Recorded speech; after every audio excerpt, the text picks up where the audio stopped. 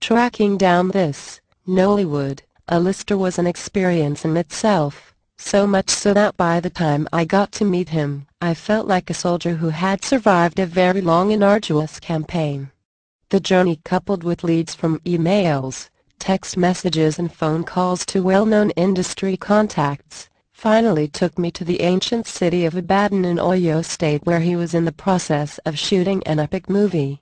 However, because we were pressed for time, the following interview was not as all-encompassing as I had hoped, but I had extracted a promise from him for a sequel. In this interview, which revealed Ramsey as one who is very guarded about his privacy, the award-winning actor talks about the industry, his humble beginnings and projection for the future after Nollywood. Enjoy. How would you assess the industry now, after almost 20 years on the scene? In the beginning, nobody knew that it was going to be this big. Back then, when we started off, we had good content, storyline, production, and acting. You would actually think that with time it would get better, but unfortunately there are so many obstacles with anything good. The changes in policy and in government, etc. has affected the industry. Also, there was a huge breakout of piracy, which of course affected it adversely. More stories on Ramsey Nouah. How have the lack of effective regulatory bodies affected the industry? Regulatory bodies are needed in any industry in the world, not just in film. Indeed, we do not have that, and you can blame that on many factors. It is a chain reaction that's affecting us on many fronts. Our guilds, for instance, are not very effective in making these things work. Also, we are not unified. There is no unity among most of the actors, unlike in the music sector. If we all come together as one and find a unifying front, we will make it happen. How true is it that some filmmakers have become more determined to make good movies? Everybody is talking about having fantastic productions. For instance, here in Ibadan, we are shooting a very strong movie about the assassination of Murtala Muhammad, which is a very sensitive issue. We've been planning this since 2001, but we didn't get permission from the military, which stalled it. However, we finally have the approval and we are getting on board. A very good movie will stand the test of time, the type we can keep in the archives and people will refer to it later and commend it. The type my grandchildren will see and say, "Yeah, that's my granddad, they revolutionized the industry." Did you model yourself after any particular actor when starting out? Not exactly. When I got into acting, there was nobody to really model myself after. I mean, I grew up with the likes of Arnold Schwarzenegger, Sylvester Stallone. But you know, we don't do action films, so I couldn't possibly tell you that I was looking up to these actors. What about others like Al Pacino, Robert De Niro? Well, I wasn't privy to those films at the time. I grew up not having a lot. Television was like a huge luxury at the time. It was when I bumped into people watching movies outside that I got the opportunity to see some films. James Bond was one of the very popular ones at the time. But I didn't even think I was going to act. Back then, most of the people who were acting in Nigeria were theater arts graduates or students who were fantastic actors. Before then, there were soaps like Ripples, Checkmate, and the like. It was after I got into acting that I could actually say, "Oh yeah, I like Al Pacino." At what point did you realize you were no longer a regular guy? After Fortunes. People, when they saw me, would go wild and start calling me Jefferkin Thomas, which was the character I played on Fortunes. I used to get upset, and I couldn't handle it.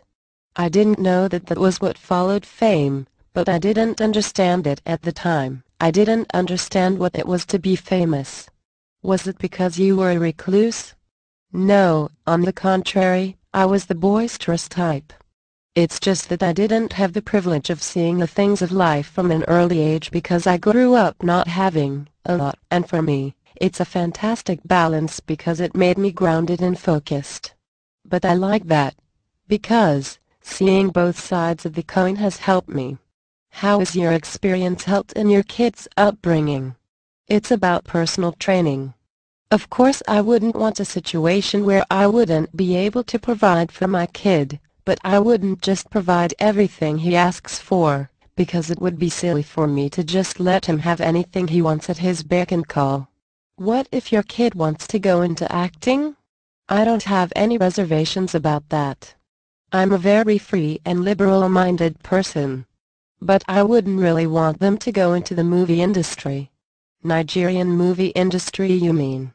Well, to me, there is only one movie industry, and that is the Nigerian one. That's my opinion, of course, because I know a whole lot of people are targeting Hollywood. But for me, I'm not keen on getting into Hollywood.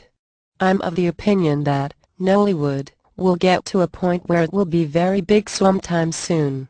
Don't forget, most of the people targeting Hollywood are doing so because of the pay and then maybe the fame on a much bigger stage.